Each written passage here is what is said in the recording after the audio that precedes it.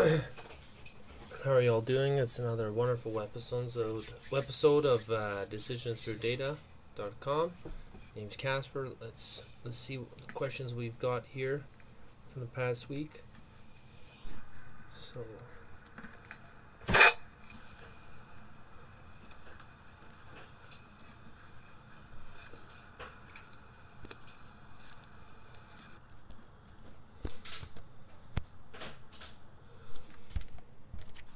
So the question here is, how long should I keep trading my time for money before attempting to trade others' time for it instead? Well, of course, it should be right away. Alright, let's see if we can paste that question. How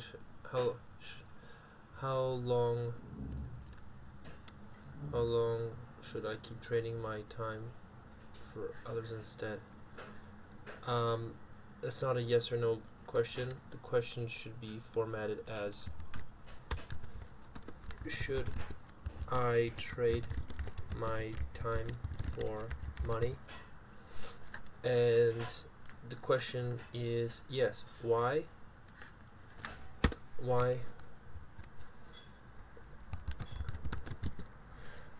Because money is useful.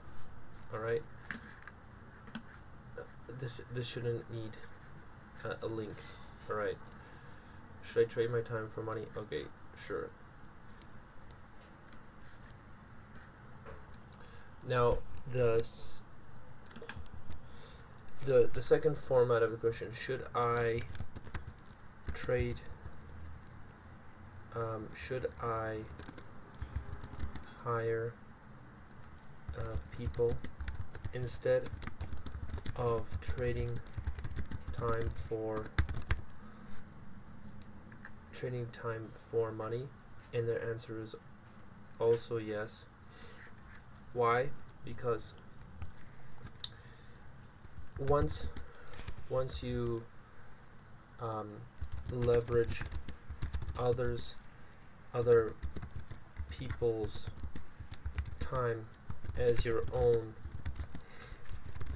you can compound your wealth. Alright, let me turn on the AC here. Okay, so what's the first thing that we can do?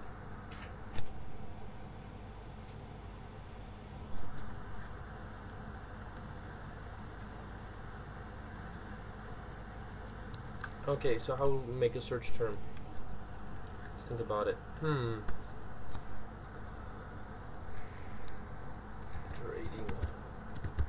Trading time for money versus being an employer.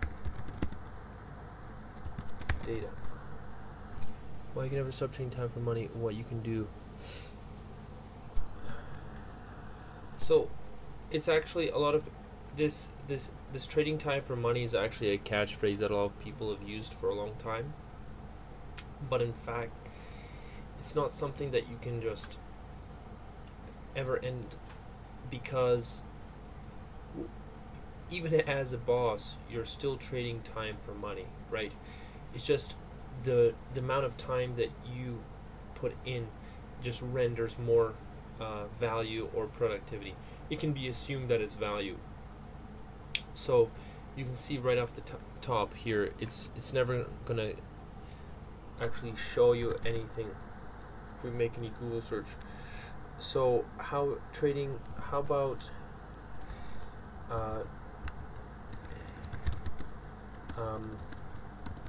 wealth benefits of being an employer. Wealth benefits versus raise.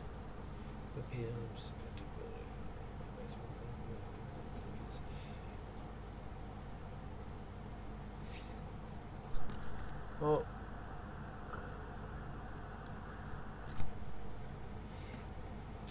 it's really because this is,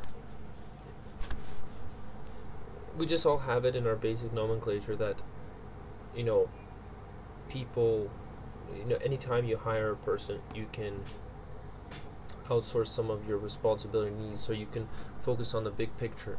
And the biggest picture, I would say, if you're asking in a capitalist sense, would probably be an individual such as, Warren Buffett.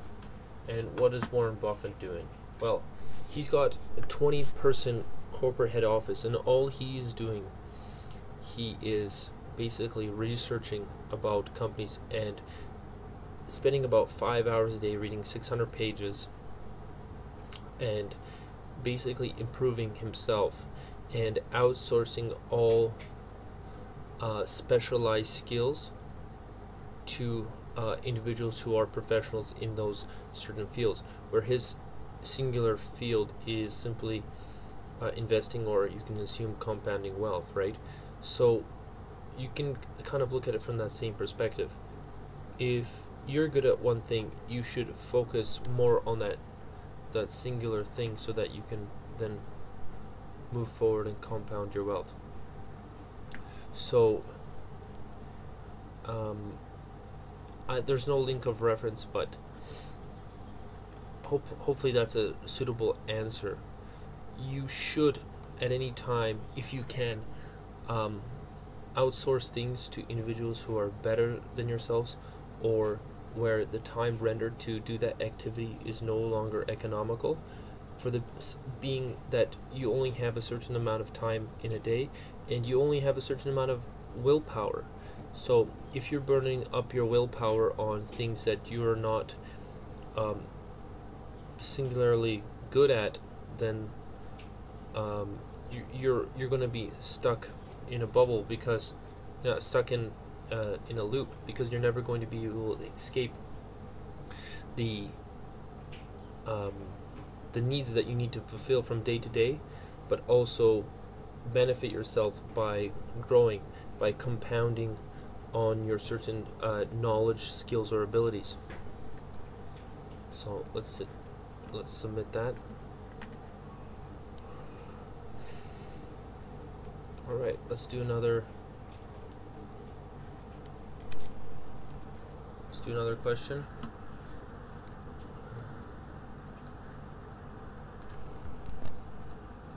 This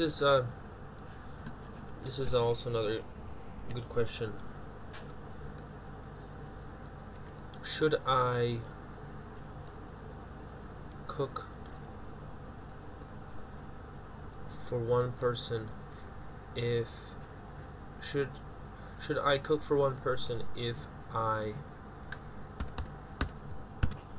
have a high paying job, or should I eat out if it is healthy? Okay. Should I cook for one person? Alright, let's take a look closer. Is it more economical to cook for one person? Okay, so no, you should not cook for a single individual if you can help it, because you should be cooking for two people.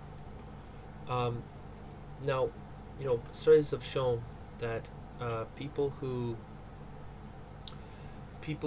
eat together, they're typically found that they slow down the rate of eating, which is better for digestion, which is better for the whole digestal tract. So for example, your stomach will be in healthier condition, your intestines, you'll be able to absorb more vitamins and minerals from the food that you consume.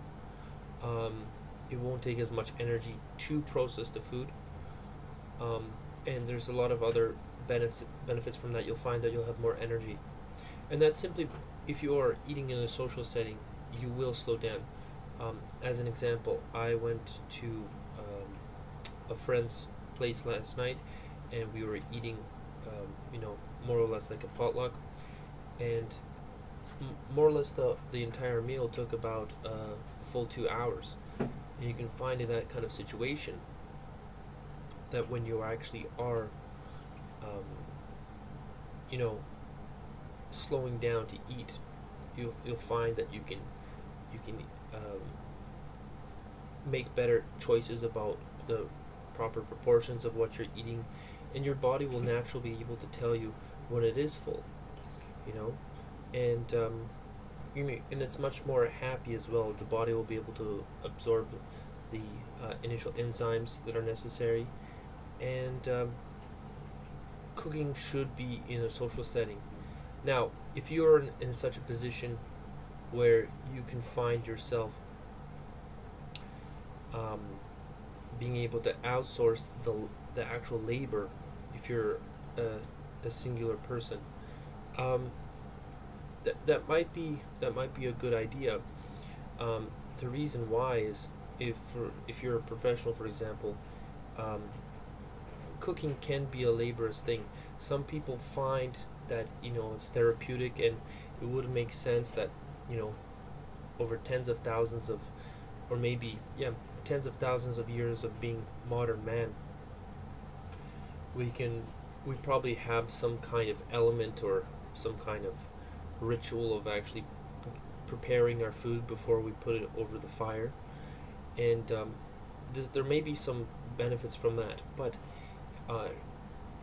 if you can pay to have a healthy diet outside of um, outside of the home, that may be a good idea, except for one caveat, that people who do eat out, typically they um, do not eat on a regular schedule, which is also bad for digestion. All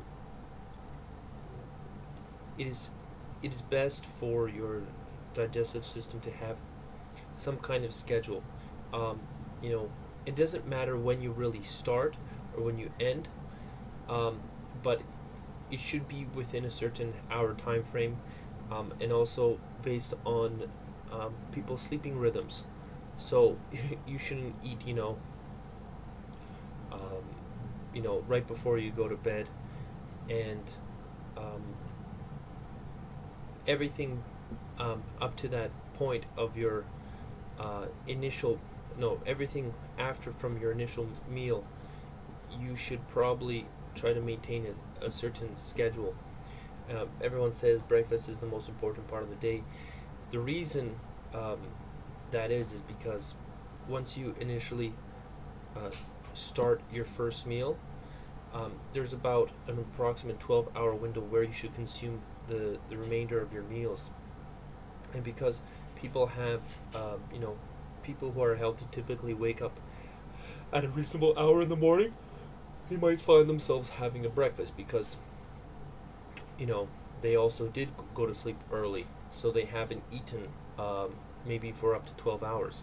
And in a 24-hour day, 12 minus 12, 12 hours, it's perfect. People wake up and they have something to eat.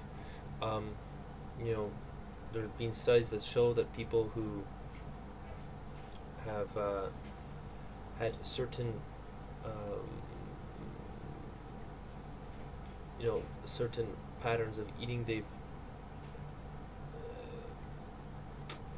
how should I say, what is it called, intermittent fasting, where people who've actually been able to maintain a certain schedule daily or even weekly about not eating for a large portion of the day, that their insulin levels improve, and there's a loss of other fringe benefits,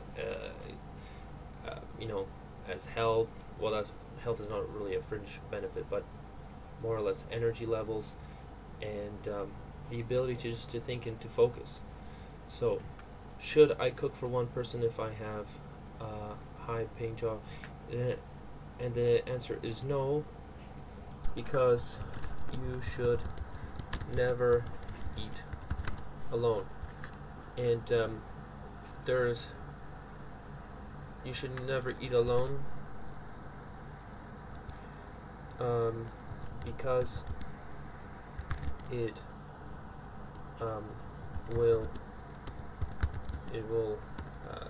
will be detrimental to your health.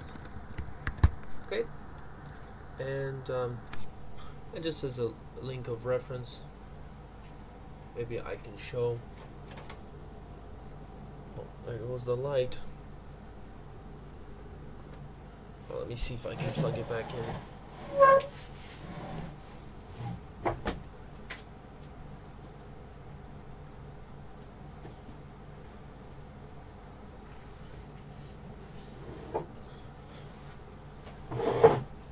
Oh yeah, and there's a really good book that it's not really going to go into the science too much about it, but why people should never eat alone. And maybe I can find it on Amazon. It's literally called Why You Should Never Eat Alone.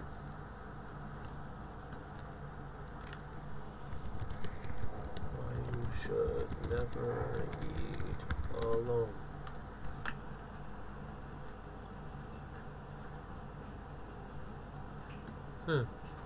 That's strange. I thought it would be one of the first hits. Never eat alone. Maybe that's the title. Never eat alone. You know, this book goes a lot into the justification of why an individual shouldn't eat alone, and you know, it's just lonely. There's nothing more lonely to actually eat alone. It's very unnatural.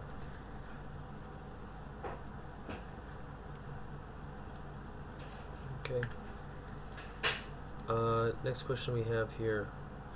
Should I quit my job? Should I quit my job?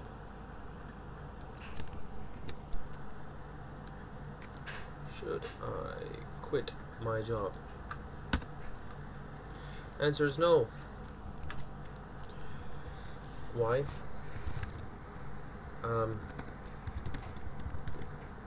There is clear evidence that states that individuals who quit their jobs find a loss of meaning in life,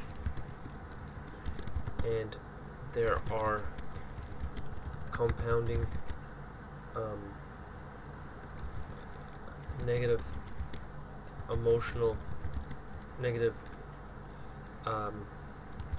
emotions that arise from not being industrious,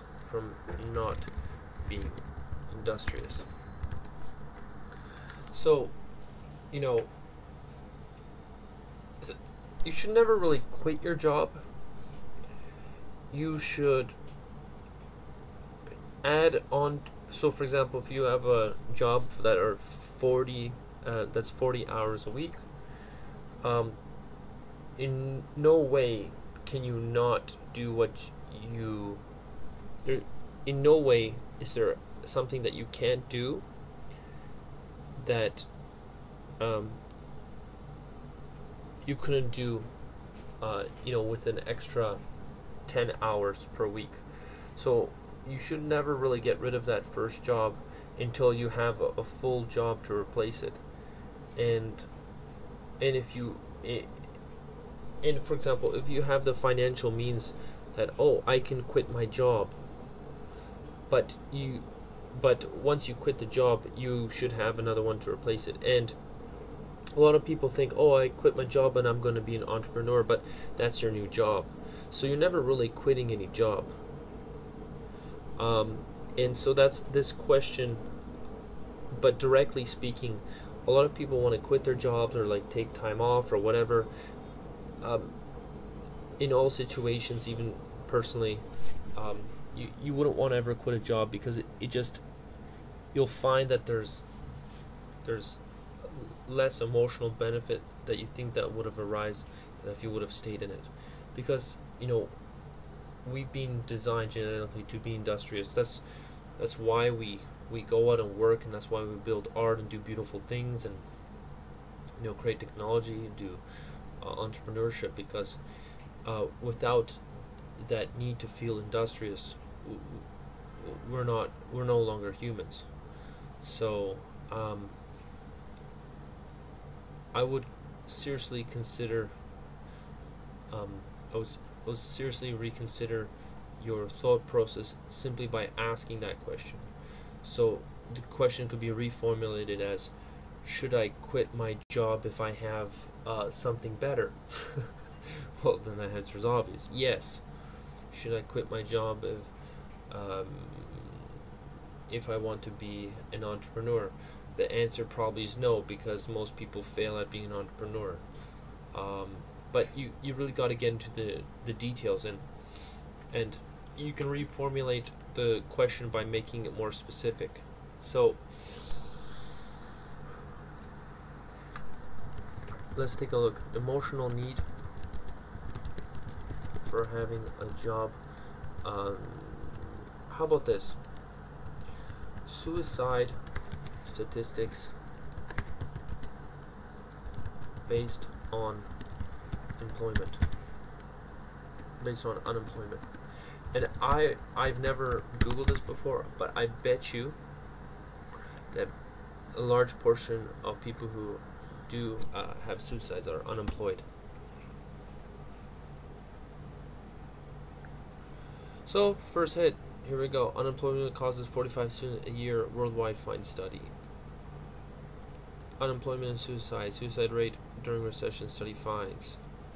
The link between unemployment and suicide, World Economic Forum. Recession, unemployment, and suicide in Japan. Suicide and the unemployed. Unemployment in good times or bad is a far bigger factor in suicide than in an economic crisis, accounting for 9 times as many deaths according to a study. Well, I don't know where this study is. Is this a good link? Let's take a look here. No, this is garbage. Lancet Psychiatry. What is this? I guess it's a medical journal. Modeling suicide and unemployment. A longitude analysis covering 63. Okay. Well, this looks, wow, this is very extensive. So let's make a link to this here. Can we get the full text? No, you probably have to pay for it. Nope.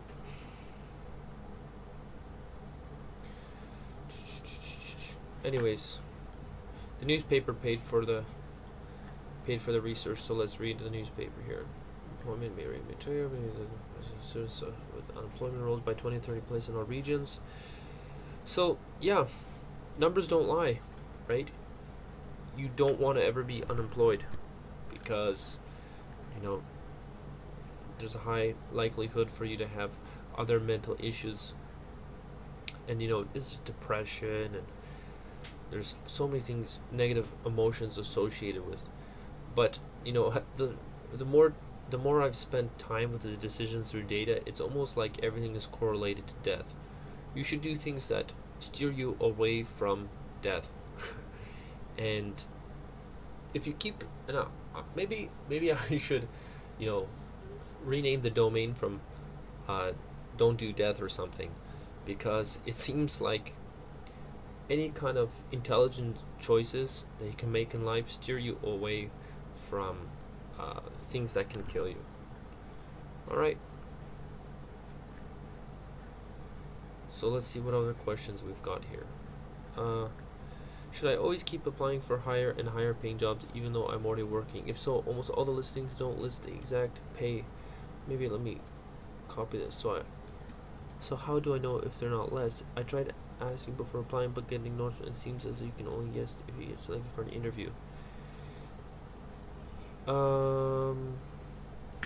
Okay, I'm going to rephrase this question as should I go for interviews for available positions?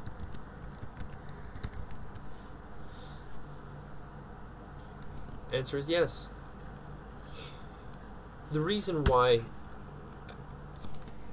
I'm not going to bother even putting a link, because this is binary.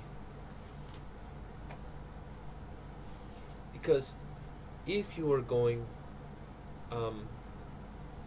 to apply, should I go for interview applying for available positions that pay more that pay more than my current job?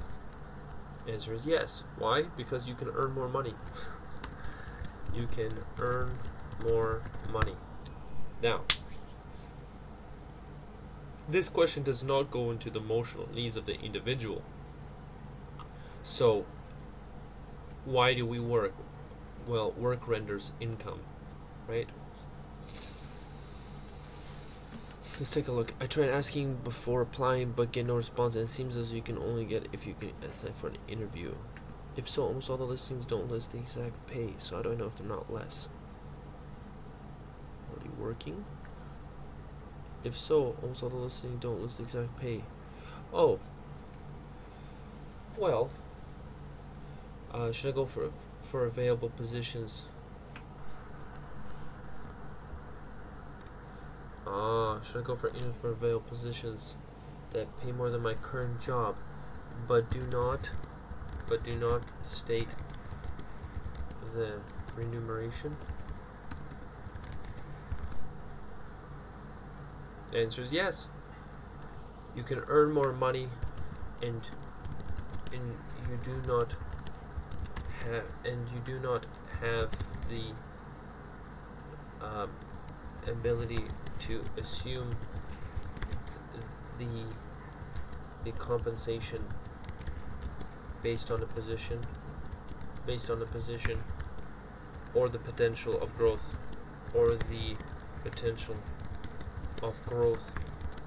in that career,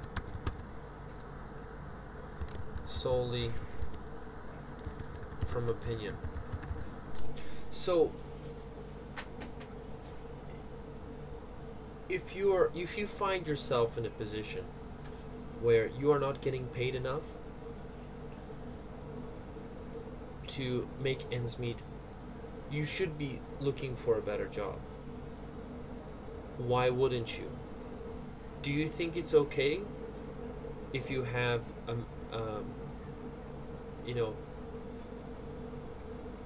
let's say a McDonald's job, some kind of fast food job, or some kind of basic retail, that you should stay in that environment for the rest of your life? Absolutely not. First of all, there may be job security now in that area, but in the long term, those kind of jobs, they may be reformatted to other types of responsibilities. So, for example, the retail clerk may no longer be necessary in 10 years from now. So, you should always try to grow and expand on yourself, or you will be left behind. And a lot of people, they find that it's okay for where they are in their lives, and they're satisfied. But how do you know that you can have something better if you don't try? You don't. So, and without trying, you won't know either. You can make an assumption, but how can you assume that there aren't more opportunities? You can only find more opportunities by seeking more opportunities. And this is risk. But the only risk that you can spend on this issue is your time. And this perfectly segues back into our service. So opportunity.to, pay us $100 a month. We will get you better jobs. We will offer you new career paths you would have never thought of, and we do it in an automated manner. Okay, the time that you would have spent, we can compound that 1,000-fold, simply because we are a technology company. We do not require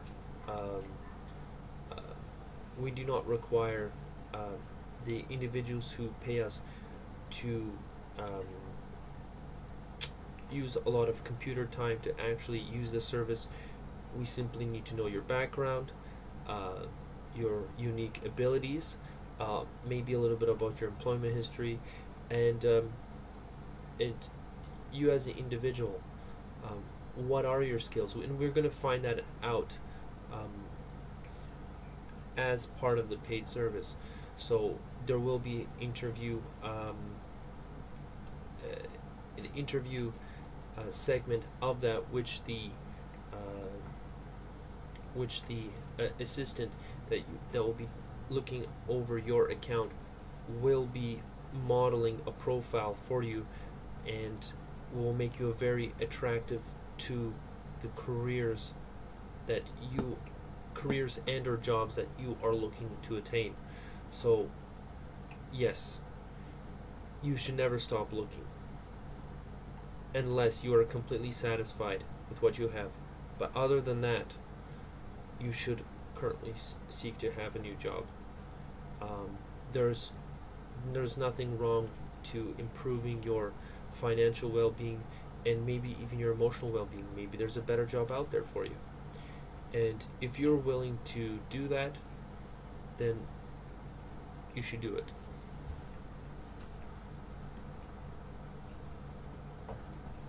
And as for a link, how about we just go right back to our wonderful website.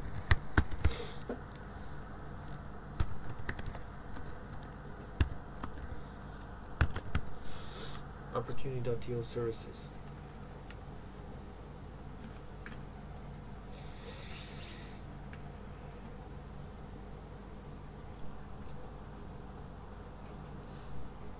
Oh, alright, so I got another question here.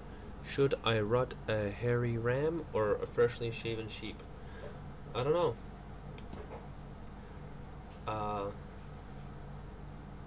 Sounds like a funny question to me. Anyways, so if you haven't tried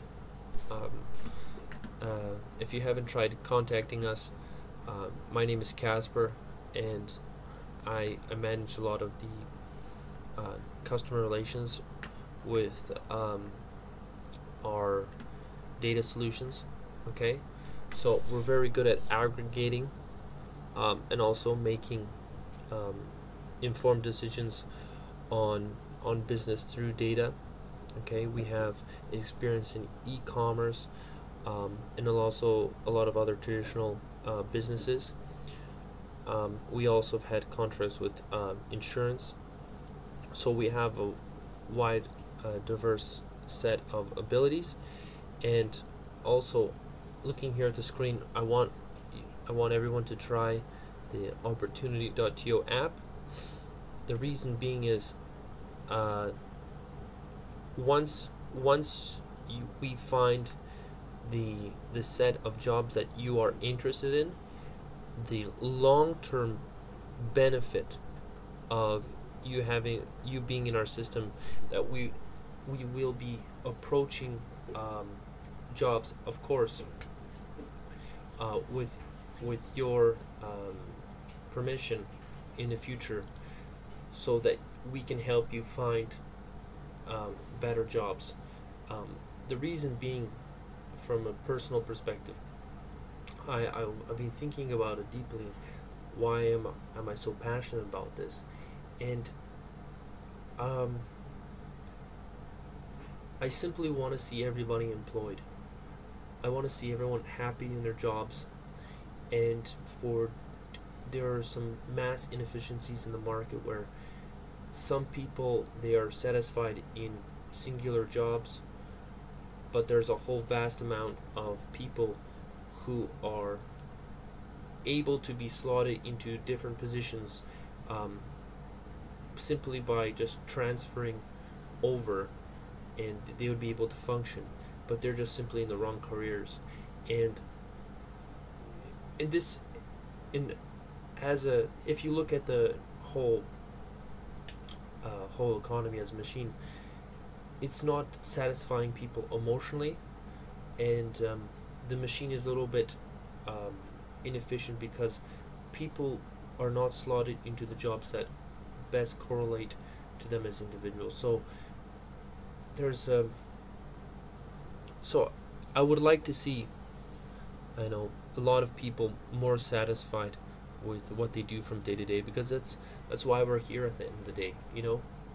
We're here to contribute to our families and loved ones, and ourselves, better ourselves, and live our lives. And there should be no reason why we can't live more more of a prosperous one, or a comfortable one for that matter. We spend 8 hours a day to 12 hours a day at our jobs, and we should enjoy and love it. you know a lot of people, they don't enjoy their jobs, and that's okay for them too, but there's no need that it can be more enjoyable. So I think I'm gonna end the podcast on that note. So thank you for stopping by, and have a nice day.